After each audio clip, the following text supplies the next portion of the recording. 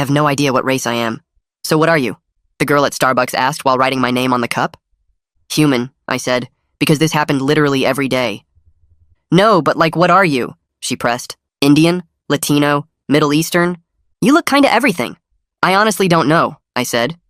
She laughed like I was joking, but I wasn't. I was 17 years old and had no idea what race I was because my parents refused to tell me. At dinner that night, I tried again. Mom, what ethnicity are we? We're American, she said, passing the salad. But before that, I said. Before that, we were younger, my dad said, and they both laughed like it was hilarious. I'm serious, I said. People ask me all the time and I have nothing to tell them. Tell them you're from Earth, my mom said. Third planet from the sun.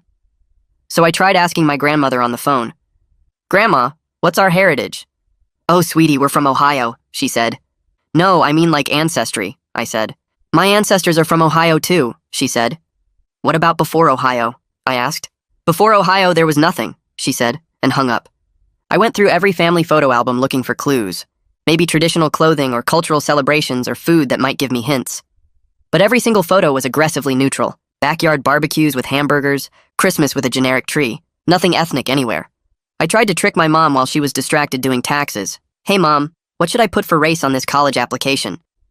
What are the options? She asked without looking up. White, black, Asian, Hispanic, Native American, Pacific Islander, I said. Put yes, she said. That's not an option, I said. Then put no, she said. I Googled our last name trying to find its origin. The internet said it was either French, Vietnamese, Nigerian, or possibly made up entirely. One website said it meant bread maker, and another said it meant son of the mountain. At school, I asked the Spanish teacher if I looked Hispanic. She said maybe. I asked the Mandarin teacher if I looked Chinese. He said possibly. I asked the French teacher if I looked French, and she said, everyone looks a little French if you squint. I saved up money to buy a DNA test kit. When it arrived, my parents were waiting in the living room like an intervention. We can't let you do that, my dad said. Why? I asked. The companies sell your data, my mom said. I don't care about my data, I said. You will when you're older, my dad said, taking the kit. Trust us. I had my friend Jeremy order one to his house instead, but when I went to pick it up, his mom said my mom had called and asked her not to let me have it. They'd coordinated against me. I tried asking my doctor at my physical. So, what ethnic background would you say I am, medically speaking? That's not really a medical question, he said. But certain races have certain health risks, I said. I'd Googled some to prepare. Should I be worried about sickle cell? Tay-Sachs? Your parents said you might ask about this, he said. I'm not supposed to discuss it with you. You're my doctor, I said. I'm the family doctor, he said. I got desperate and went to the public library to research genealogy records. I searched for hours and found records for everyone with my last name going back to the 1800s. But when I got to my parents' generation, everything stopped. No birth records, no marriage licenses, nothing. That's odd, the librarian said, looking over my shoulder. It's like your family just appeared out of nowhere in 1999. That's 3 years before I was born, I said. Maybe they changed their names? She suggested.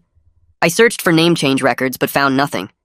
Then I noticed something strange. The librarian had written down my parents' names to help search, but when I came back from the bathroom, the paper was gone, and she acted like she'd never seen me before. I was just here, I said. You were helping me with genealogy. I don't know what you're talking about, she said. The library is closing. It was 2 p.m. The library didn't close until 8. I snuck into my dad's home office looking for any documents that might list race or ethnicity.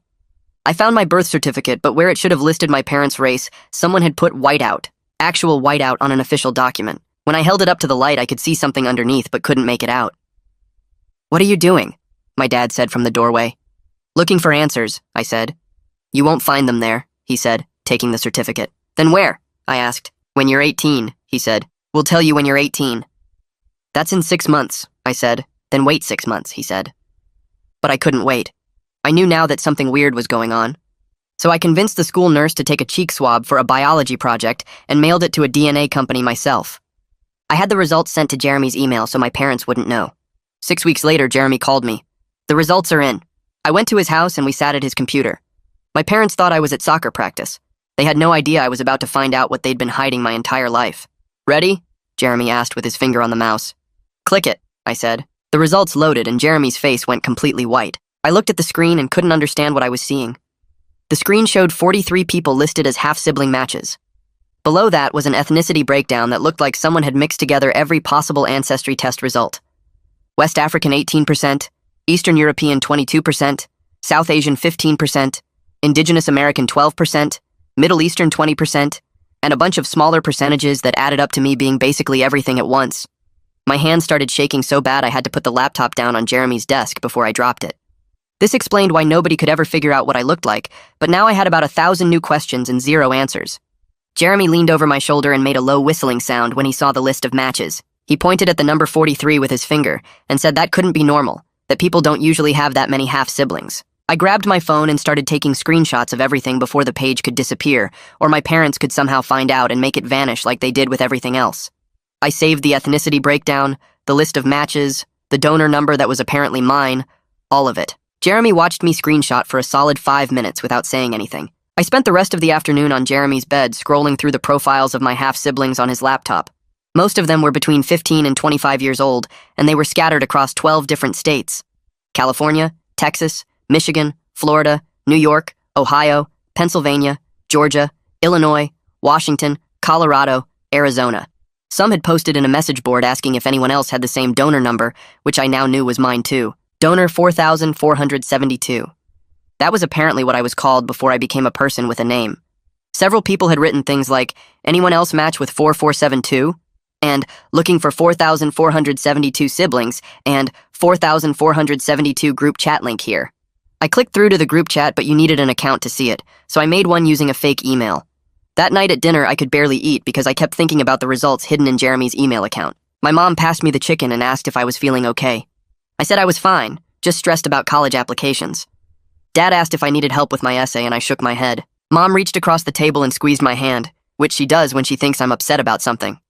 I had to resist the urge to pull away because all I could think about was how she'd been lying to me for 17 years. I went to bed early and told them I had a headache. I lay awake until 2 in the morning reading through the message boards where my half-siblings had been connecting for years. They shared photos in some of the threads, and I could see pieces of myself scattered across different faces. Someone in California had my nose exactly. Someone in Texas had my eye shape and the same way their eyebrows curved. Someone in Michigan had my chin and jawline.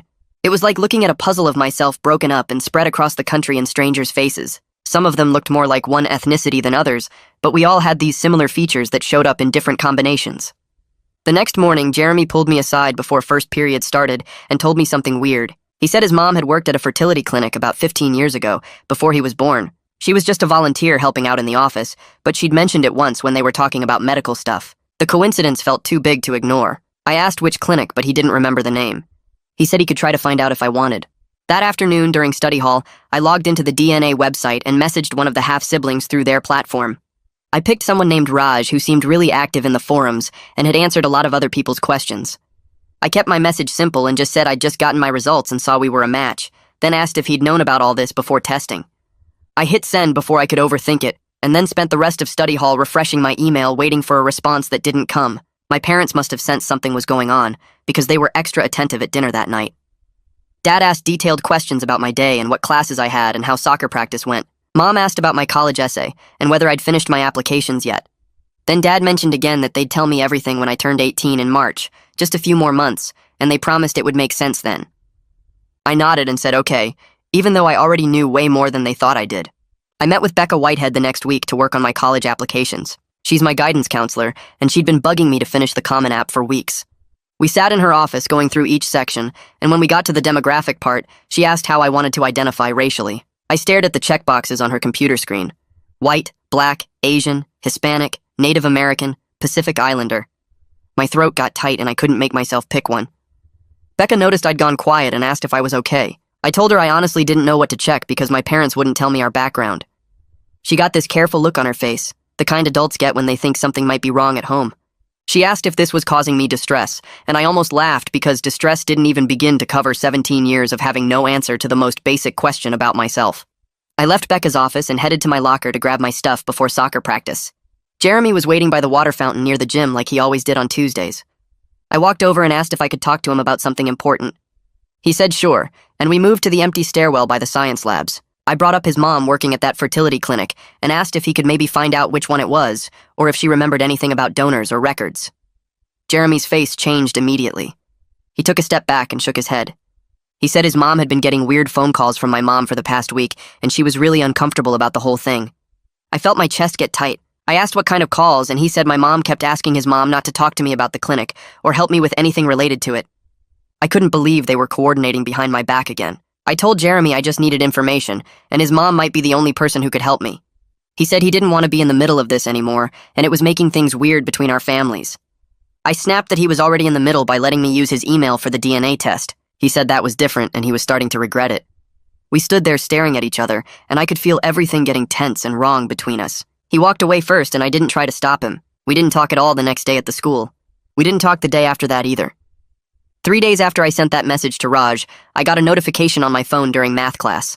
I waited until lunch to check it in the bathroom where nobody could see my screen. Raj had written back.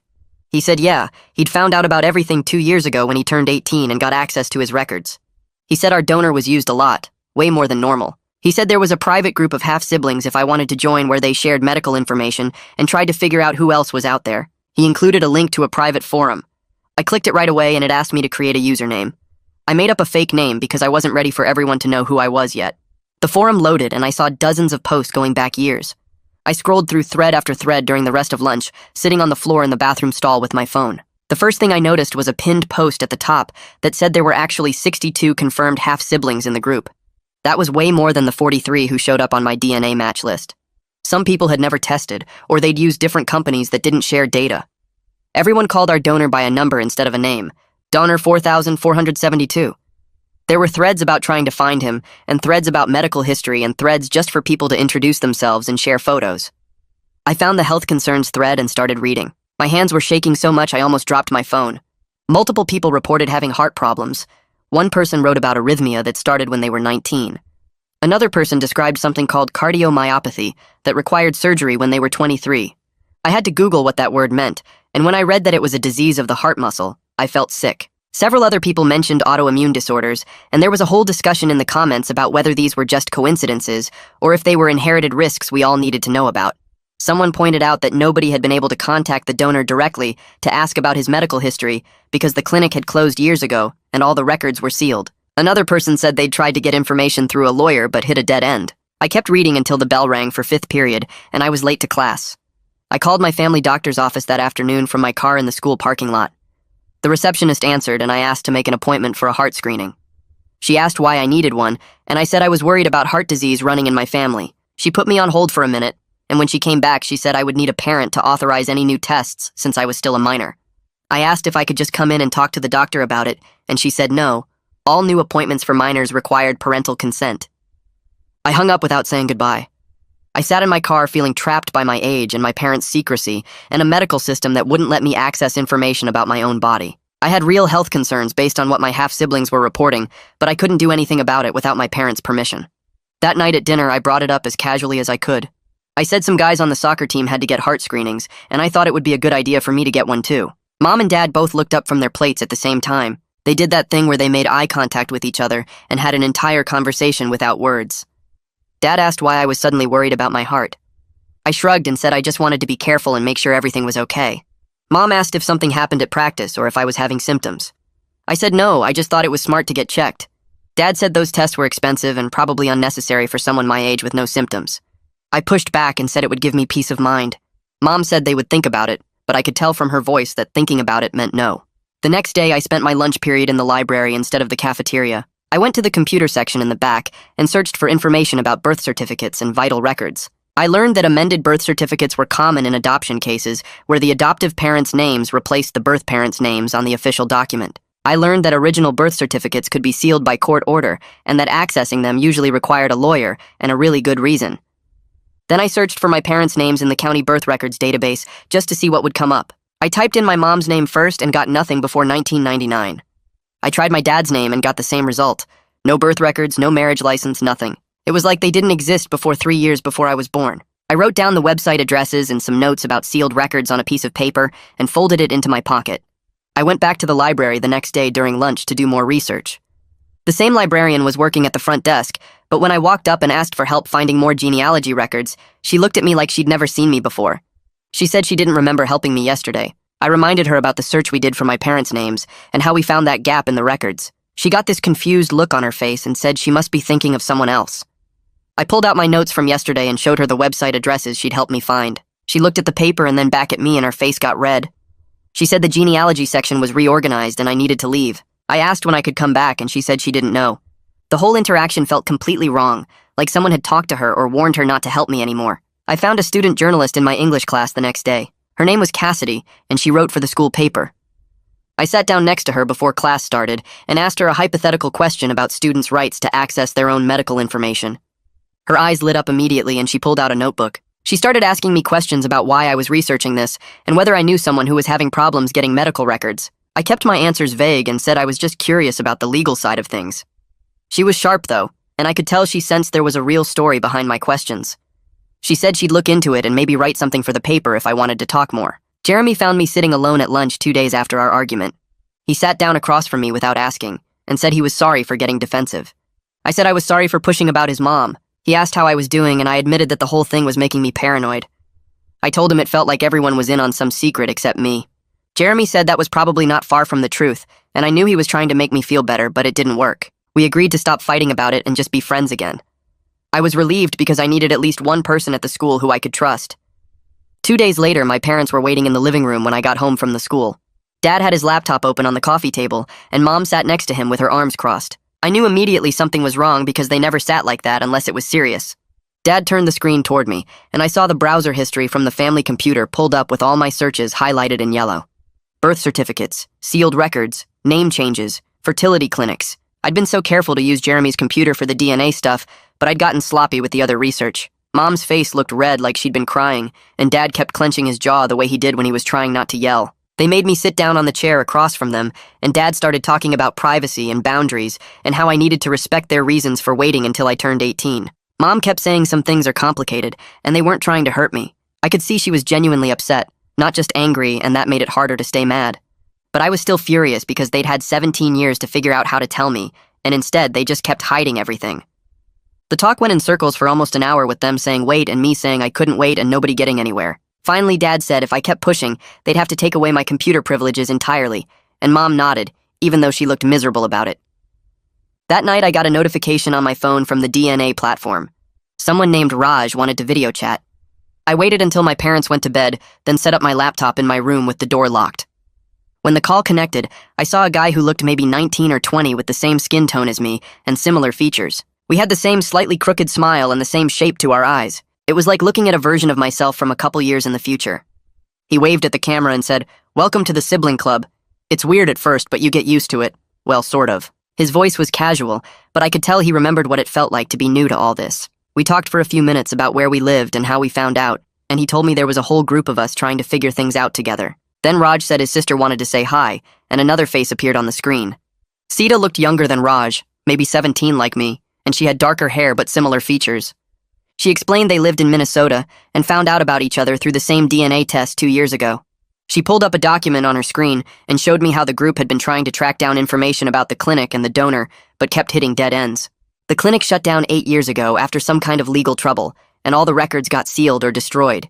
She said they had a private forum where everyone shared what they knew and tried to piece things together.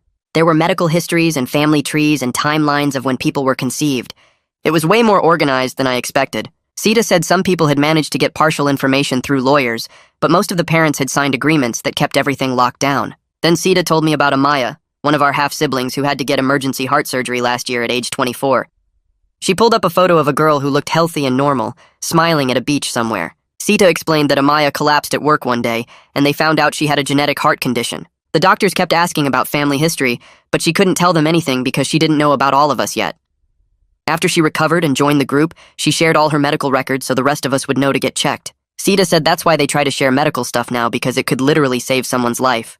She sent me a link to a shared document with all the health information people had reported. I scrolled through it and saw multiple mentions of heart issues, some autoimmune disorders, a few cases of early hearing loss. It was scary seeing it all laid out like that. Knowing any of it could be waiting for me too. The next morning at breakfast, I brought up the heart screening again. I tried to sound casual and said I'd been reading that heart disease can run in families and I was worried about it.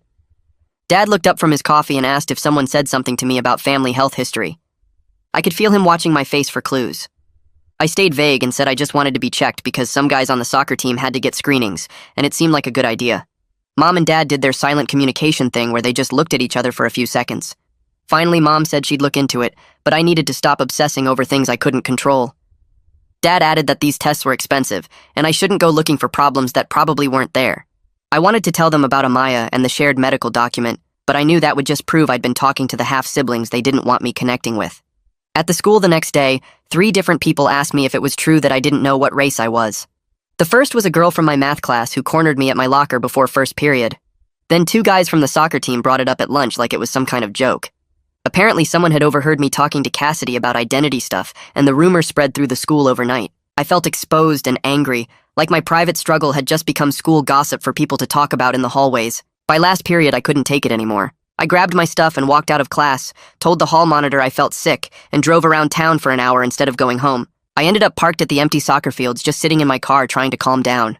My phone buzzed with texts from Jeremy asking where I was, but I didn't answer. The next morning, Cassidy found me in the parking lot before school started. She walked up looking guilty and said she needed to apologize. She explained she'd mentioned my questions to another reporter on the school paper without using my name, but people figured it out anyway. I could tell she felt bad about it, but that didn't make me less mad. Then she said she wanted to make it up to me by helping research sealed records and minor rights. She'd already started looking into it and had some information about legal processes. I was too tired to stay mad at her, and honestly, I needed whatever help I could get. We agreed to meet in the library during lunch to go over what she'd found. That weekend, my parents got a phone call from the school counselor about my distress regarding family identity issues. I wasn't there when the call happened, but I heard them talking about it in the kitchen afterward. When they called me downstairs, the conversation got explosive fast. Dad accused me of making them look bad and embarrassing the family by talking about private stuff at the school. Mom started crying and saying they'd tried so hard to give me a normal life. I yelled back that normal includes knowing basic facts about yourself and not having to lie when people ask simple questions. Dad said I was being dramatic and ungrateful. I said they were being secretive and controlling. Mom said I didn't understand how hard this was for them. I said they didn't understand how hard it was for me to live 17 years not knowing who I was. We went back and forth until I was shouting and Mom was sobbing and Dad told me to go to my room. I locked myself in and pulled out the hidden phone to message the half-sibling group. I typed out everything that had happened with my parents and the school counselor and feeling like I was losing my mind. Within an hour, I had responses from a dozen people sharing their own stories. Rory from Michigan said he didn't speak to his parents for a year after finding out they'd lied to him his whole life. Dinesh from 2 towns over said his parents still won't acknowledge the truth, even though he's shown them the DNA results. Someone named Maya said her mom finally admitted everything, but only after Maya threatened to cut off contact completely. Reading through all the messages made me feel less alone, but also more angry that this was such a common experience. All these parents making the same choice to hide the truth, and all these kids dealing with the same confusion and anger. On Monday, Cassidy found me after school and said she'd connected with someone who might be able to help. A legal aid attorney named Heather Marshall, who sometimes helped students with family law questions. Cassidy had already reached out, and Heather agreed to meet with me. We set it up for Wednesday afternoon at a coffee shop downtown. I told my parents I had a study group and drove there after school. Heather was already sitting at a corner table with a notepad and a coffee when I arrived.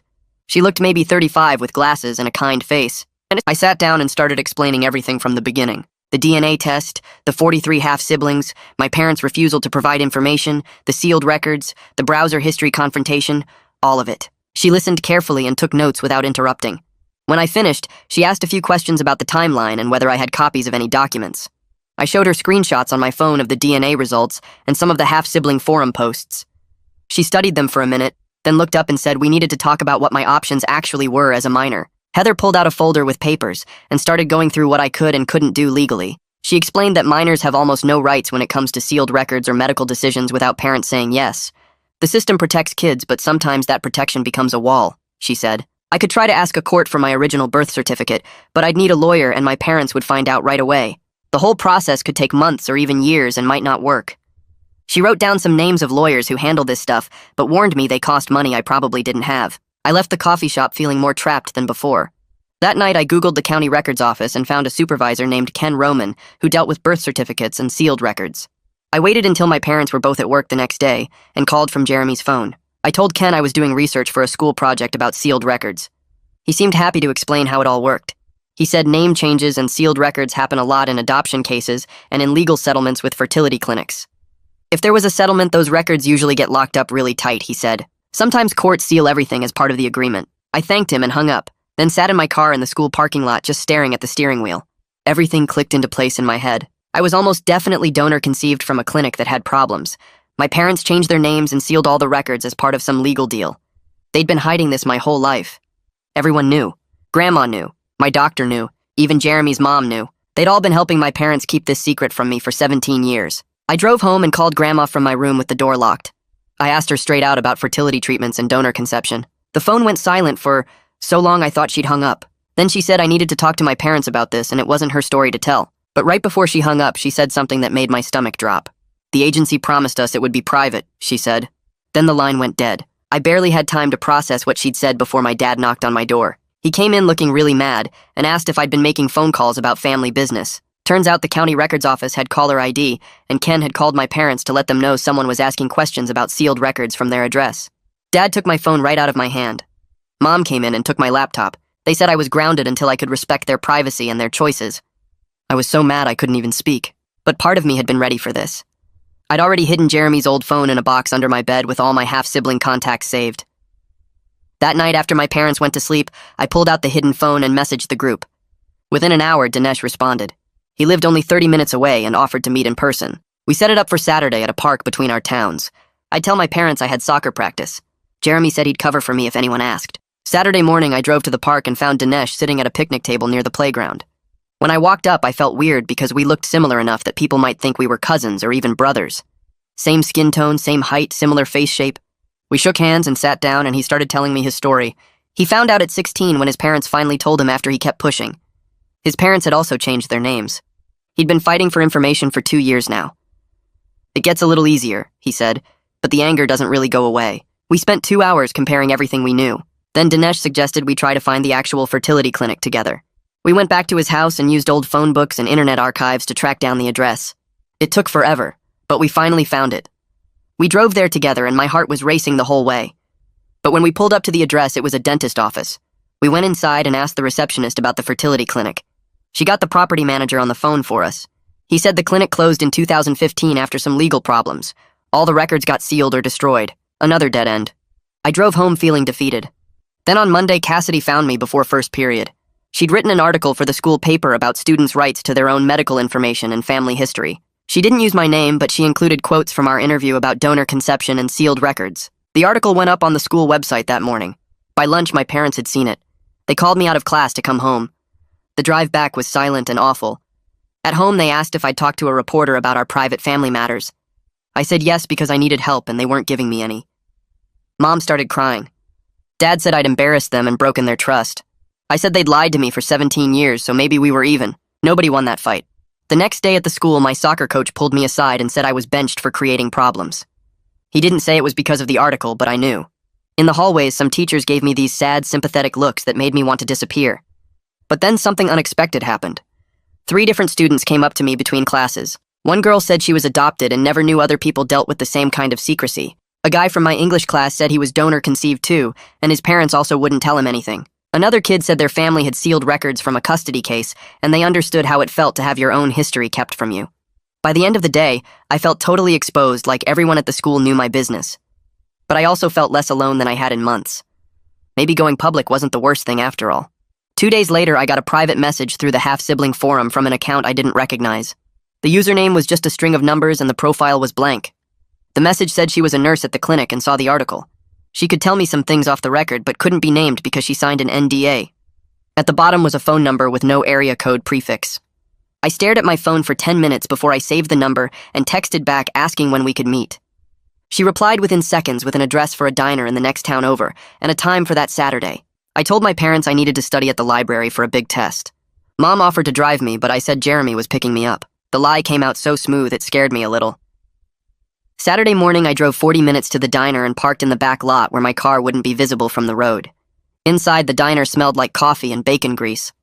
A woman sitting alone in a corner booth raised her hand slightly when I walked in. She looked tired in a way that went deeper than just needing sleep. Her name was Jessie, and she was probably in her 50s with gray streaks in her brown hair. I slid into the booth across from her, and she pushed a menu toward me even though neither of us ordered anything except coffee. She got straight to the point once the waitress left. The clinic used donor 447 way more than recommended, over 100 times in a small geographic area. She said the doctor wanted to maximize profits and didn't care about the guidelines that said donors shouldn't be used more than 25 times. When families started figuring it out and kids started meeting each other accidentally at the school or sports, there were lawsuits. That's why everything got sealed. She stirred sugar into her coffee and wouldn't look directly at me while she talked. I asked her how many of us there really were, and she said she didn't know the exact number, but it was over 100 confirmed. Some families never found out and some kids never tested. The donor was screened for basic genetic issues, but not thoroughly. When health problems started showing up in the offspring, the clinic didn't follow up. They just paid families to go away quietly. She said there were settlements with probably 20 families and all of them had confidentiality clauses. Your parents probably got money to cover future medical costs and agreed never to pursue the donor's identity or sue again. I asked if she knew the donor's name and she shook her head. The clinic used numbers only, and she was just a nurse who handled paperwork and scheduling. She never met any of the donors face to face. Before she left, she said she was sorry for what happened to all of us kids. Then she put $20 on the table for the coffee we didn't drink and walked out. I sat there for another 15 minutes trying to process everything. Then I drove straight to Heather's office even though it was Saturday, and I didn't have an appointment. She was there doing paperwork and let me in when I knocked. I told her everything Jesse said about the settlements and the NDAs and the donor being used over 100 times. Heather listened and took notes on a yellow legal pad. She explained that the settlement and NDA my parents signed probably prevents them from telling me anything until I'm 18 and legally separate from their agreement. They might actually be legally prohibited from disclosure right now. Once you're an adult, the restrictions on you personally should lift, but it's complicated. She said the clinic's bankruptcy and closure made everything harder because there's no entity left to petition for records. I asked what I could do, and she suggested family therapy as a way to work through this without legal action that could take years. Your parents are probably scared and dealing with their own trauma about infertility and the clinic's negligence. That doesn't excuse keeping you in the dark, but it might explain it. She wrote down a name and number on a sticky note. Niall Peterson was a therapist who specialized in family communication and difficult conversations. Heather said he'd worked with other donor-conceived people and their parents before. I took the sticky note and thanked her and left. That week I went to soccer practice even though I was still benched. We were doing sprint drills when I felt a sharp pain in my chest that made me stop mid-run. The coach yelled at me to keep moving and said I was faking to get out of running laps, but the pain got worse and spread across my chest like someone was squeezing my ribs. I sat down on the grass and tried to breathe normally. The coach came over and asked if I was seriously hurt or just being dramatic. I said I didn't know, but something felt wrong. He let me sit out the rest of practice, but I could tell he didn't believe me. Afterward, I sat in my car for 20 minutes debating whether to go home or go to urgent care. The pain had faded to a dull ache, but I kept thinking about Amaya and her heart surgery. I drove to the urgent care clinic near the mall. The waiting room was empty except for a kid with a cough and his mom. I filled out paperwork, and when they called me back, the doctor was young and seemed rushed. He did an EKG by sticking a bunch of electrodes on my chest. The machine beeped and printed out a long strip of paper with squiggly lines. He looked at it and said it looked normal, but recommended follow-up with a cardiologist given my family history of heart issues. I tried to explain that I didn't have access to my family history, and he looked confused. He said I should bring a parent to the follow-up appointment. I left with paperwork and instructions I couldn't fully follow without my parents' help. The paper said to schedule a cardiology consultation within 2 weeks and to avoid strenuous exercise until then. I drove home and left the urgent care paperwork on the kitchen table where my parents would see it. Then I went upstairs and lay on my bed staring at the ceiling. When they got home from wherever they'd been, Mom found the paperwork first. I heard her call Dad over and they talked in low voices for a few minutes. Then Mom called me downstairs. I came down and stood in the doorway of the kitchen. She asked what happened and I explained about the chest pain at practice and driving myself to urgent care. Dad picked up the paperwork and read through it carefully. He looked genuinely scared for the first time in this whole thing. Not angry or defensive, just scared. They asked why I didn't call them and I said I didn't want to worry them over nothing. Mom said chest pain is never nothing, especially at my age. They agreed to make an appointment with a cardiologist. Dad called first thing Monday morning and got an appointment for 2 weeks out. The wait was terrible. I spent those 2 weeks monitoring every heartbeat and chest sensation. Anytime I felt the slightest twinge, I'd stop what I was doing and focus on my breathing. I researched cardiomyopathy online and read through Amaya's posts about her surgery in the half-sibling forum. She'd had to have part of her heart muscle removed because it was too thick and blocking blood flow. The surgery was successful, but she'd be on medication for the rest of her life. Other people in the group reassured me that most of them were fine, and I was probably okay too. But the uncertainty was exhausting. I could barely focus in class because I kept thinking about my heart. At night, I'd lie awake feeling my pulse and wondering if it was beating too fast or too slow or irregular. Finally, the appointment day arrived. The cardiologist's office was in a medical building downtown. Drew Landry was younger than I expected, maybe in his 30s with dark hair and glasses. He actually listened when I explained the situation about being donor-conceived and having half-siblings with heart problems. He didn't seem judgmental or confused like the urgent care doctor. He did an echocardiogram, which was basically an ultrasound of my heart. I lay on an exam table while he moved a wand around on my chest and looked at a screen showing my heart beating in real time. It was weird seeing the inside of my own body like that. Then he had me do a stress test on a treadmill with electrodes stuck all over my chest. The treadmill started slow and got faster and steeper every few minutes until I was running hard and breathing heavy. When it was over, he printed out more strips of paper and studied them for a long time. Everything came back normal. My heart structure looked good, and there were no signs of the thickening that Amaya had. But he said, given the family history I described, I should be monitored annually. Heart conditions can develop over time, especially in your 20s. You did the right thing getting checked. He scheduled a follow-up for 1 year out and said to come back sooner if I had any more chest pain or unusual symptoms. I left his office feeling relieved, but also aware that this was something I'd have to deal with for the rest of my life. Annual checkups and constant awareness of my heart because of a donor I'd never met and a clinic that used him too many times. I drove home from the cardiology appointment with my hands tight on the steering wheel. The clean bill of health should have made me feel better, but instead I just felt more determined. I had information now. I had proof of health risks. I had leverage. My parents were home when I pulled into the driveway, and I walked straight into the living room where they were watching TV. I stood in front of the screen until Dad hit pause on the remote. I need to talk to you both right now. They looked at each other with that same worried expression they always had when I brought this up. I stayed standing because sitting felt like giving up ground. I know about the donor conception. I know about the clinic and the settlements. I know I have at least 60 half-siblings. My voice shook, but I kept going. I'm not asking you to break any legal agreements, but I need you to stop pretending this isn't real. Mom's face crumpled and she started crying immediately. Dad put his arm around her shoulders and they sat there for a long moment. Then Dad took a deep breath and started talking. We struggled with infertility for years. We tried everything. The treatments were expensive and painful and nothing worked. When we found the clinic, it felt like a miracle. They said the donor was thoroughly screened and local and available. We just wanted a baby. We didn't think about what it would mean for you later. Mom wiped her eyes and nodded. The clinic made it seem so simple and safe. They said lots of families use donors and the kids turned out fine. We thought we were doing the right thing. Dad stood up and left the room. He came back a few minutes later with a folder full of papers. These are from the settlement. Most of it is redacted, but you can see enough. He spread the documents on the coffee table, and I sat down to look at them. Pages and pages with thick black bars covering names and details. But I could see dollar amounts. $35,000. I could see phrases like sealed records and name change requirement and confidentiality clause. The clinic paid us after everything came out about the donor being used too much. They made us change our last name and seal all the records related to your conception. Dad's voice was quiet. We thought we were protecting you from harassment, protecting ourselves from judgment. We didn't know how to tell you later without it seeming like we'd been lying your whole life, which we had been. I looked at the documents and felt something shift inside me. Not forgiveness exactly, but understanding maybe. I need access to my medical information. I need the right to know my half-siblings. I'm not trying to replace you or say you're not my real parents, but these people share my DNA and my health risks. I need to be able to make informed decisions about my own body. Mom reached across the table and put her hand over mine. We'll work with you on this. I promise. We should have done this sooner. I took another breath. I want you to meet one of them. One of my half-siblings. With me, so you can see they're real people and not some threat. My parents looked at each other again. Dad nodded slowly. Okay, we can do that. It took another week to arrange everything. I messaged Dinesh and asked if he and his mom would meet my parents for coffee. He said yes immediately. His mom was nervous but willing. I spent the whole week worried my parents would back out. They kept asking questions about Dinesh and his family. What's he like? How old is he? Does he look like you? I answered everything honestly. The morning of the meeting, I could barely eat breakfast. We drove to a coffee shop in a town between ours and Dinesh's. Neutral territory. My parents were quiet in the car. When we walked in, Dinesh and his mom were already sitting at a corner table. Dinesh stood up when he saw us, and I could see my mom's face change. The resemblance was obvious even from across the room. We sat down and nobody knew what to say at first. Then Dinesh's mom pulled out her phone and started showing pictures of Dinesh when he was little. My mom leaned forward to look and I saw tears in her eyes. You looked exactly like that. Exactly. The same smile. Dinesh's mom nodded. When we first saw the DNA results, I thought there was a mistake. But then I found the old clinic paperwork and it all made sense.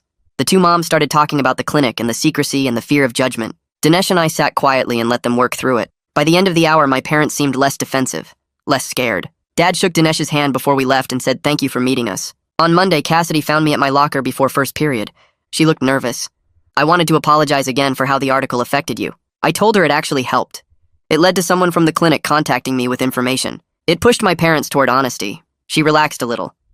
If I write any follow-up pieces about donor conception rights, I'll run them by you first. You can choose whether to be involved. That afternoon, I had an appointment with Becca Whitehead to finish my college applications. We sat in her office with all the forms spread out between us. When we got to the race question, she looked at me carefully. What do you want to do with this? I thought about all the boxes. White, black, Asian, Hispanic, Native American, Pacific Islander. I don't identify with any single category. Can I just check, prefer not to say? She nodded. That's a valid choice. Then she helped me brainstorm essay topics. What about writing about navigating uncertainty? About advocating for yourself when you don't have all the answers? I started writing that night, and the essay came together faster than anything I'd written before. It was about learning that some questions don't have simple answers, and that's okay. About how identity is more than checkboxes. About how sometimes the search for answers teaches you more than the answers themselves. When I brought the draft to Becca the next week, she read it twice. This is the most authentic essay I've read all year. It's you. The next day, I found Jeremy in the cafeteria. I need to apologize for putting you in an awkward position with your mom, for dragging you into this whole mess. He shook his head. I understand why you were desperate. I'm glad things are getting better with your parents. You're still the same person you always were. You just know more about where you came from now. It was simple, but it helped. That night, I got a message from Jesse with a list of attorneys who specialize in unsealing donor conception records. You have rights as an adult that you don't have now. Don't give up on getting the full story. I saved the list and started researching what the process might look like after my birthday. 2 days later, Jesse sent me a message through the half-sibling forum with an attachment. The file contained a list of 5 attorneys who specialized in unsealing donor conception records, along with brief notes about their success rates and fee structures. Her message said I should contact them after I turned 18, because I would have rights as an adult that I didn't have now. She added not to give up on getting the full story. I saved the list to a folder on my laptop and spent the evening researching each attorney and reading about the legal process for petitioning courts to unseal sealed records. Most articles said it could take 6 months to a year, and success wasn't guaranteed. But having the information made me feel like I had a plan, instead of just waiting helplessly. The following Tuesday, I joined a video call with the larger half-sibling group using my real name this time, instead of the fake username I'd been hiding behind. About 20 people were on the call from all over the country, and we went around the screen sharing our stories about how we found out and what happened after. Some had known since childhood because their parents told them early. Others found out as adults when they took DNA tests for ancestry or health reasons. Several were still fighting with their parents who refused to acknowledge the truth or blocked them from accessing information. The similarities in our experiences felt both comforting and sad. Toward the end, someone asked if I planned to try contacting the donor when I turned 18. I said I wasn't ready to decide that yet because I was still processing everything and figuring out what I needed. A few people nodded like they understood that hesitation. Thursday afternoon, my parents and I had another session with Niall, where we talked about what progress looked like going forward. My parents agreed to stop blocking my access to medical information and to support my relationships with my half-siblings, instead of treating them like a threat. They also agreed to give me whatever information they legally could when I turned 18, even though some details would still be sealed by the settlement. It wasn't everything I wanted, but it felt like real progress after months of stonewalling and deflection. Niall said we were learning to communicate honestly instead of avoiding hard topics, and that was significant growth for our family. Saturday morning, Dad asked if I wanted to go for a run with him, just the two of us. We drove to the trail by the reservoir and started jogging in silence for the first mile. Then he started talking about how scared he and Mom were when they couldn't have kids, and how the clinic made them feel like failures when the treatments kept not working. He said they thought using a donor would solve everything and give them the family they wanted, but they didn't think about what it would mean for me later. He admitted they handled this badly and were so focused on protecting themselves from judgment and harassment that they didn't think about what I needed. I told him I was still angry about the lies and the years of deflection, but I was trying to understand their perspective too. We ran another 2 miles without talking, and it felt like something between us had shifted slightly. The acceptance letter arrived in early December from the in-state university with a decent scholarship and a solid program. I opened it at the kitchen table and just stared at the congratulations paragraph for a minute. It felt like a small victory, even though it didn't solve the bigger questions about my identity or give me the answers I'd been searching for. I was learning that life kept moving forward even when you didn't have all the answers you wanted, and sometimes you had to make decisions with incomplete information. That afternoon, I called Drew Landry's office and scheduled my own follow-up cardiology appointment for next year, putting it in my phone calendar. Taking charge of my own health monitoring felt like a step toward adulthood and independence. His office sent me the intake paperwork, and I filled it out myself, including the family history section, where I listed the heart conditions reported by my half-siblings in as much detail as I had. I met with Heather one more time the following week to prepare for petitioning to unseal my records after my 18th birthday in March. She spread out forms and explanations across her desk and walked me through the process step by step. She explained it would take months and might not succeed because courts were often reluctant to break sealed settlements, but I had the right to try. She said advocating for myself mattered regardless of the outcome. I left her office with a folder full of forms and instructions and a clearer sense of what the next year might look like. At our next family dinner, I asked my parents direct questions about the clinic and the donor and the settlement instead of dancing around the topic. They gave me direct answers instead of jokes or deflections. They couldn't tell me everything because of the legal agreements, but they told me what they could about the timeline and the process and why they made the choices they made. It was still frustrating to hit walls where information was sealed, but the honesty felt like progress. We were learning to talk about this like it was real instead of pretending it didn't exist, or waiting for some magical future date when everything would suddenly be okay. I was filling out my final college application when I got to the demographics section one last time. I looked at the boxes for race and ethnicity and checked prefer not to disclose. I realized I was okay with that choice. I didn't have all the answers about my identity, and I might never have them completely, but I knew who I was as a person. I had a plan for getting more information when I turned 18. I had a community of half-siblings who understood what I was going through. I had parents who were finally being honest with me, even if they couldn't tell me everything. It wasn't the ending I imagined when I first saw those DNA results at Jeremy's house, but it was real, and it was mine. That's where we'll end today's story. Thanks for being here. It really makes a difference knowing these words reach someone. I hope it added a bit of warmth to your day. Subscribe if you'd like to keep sharing stories like this together.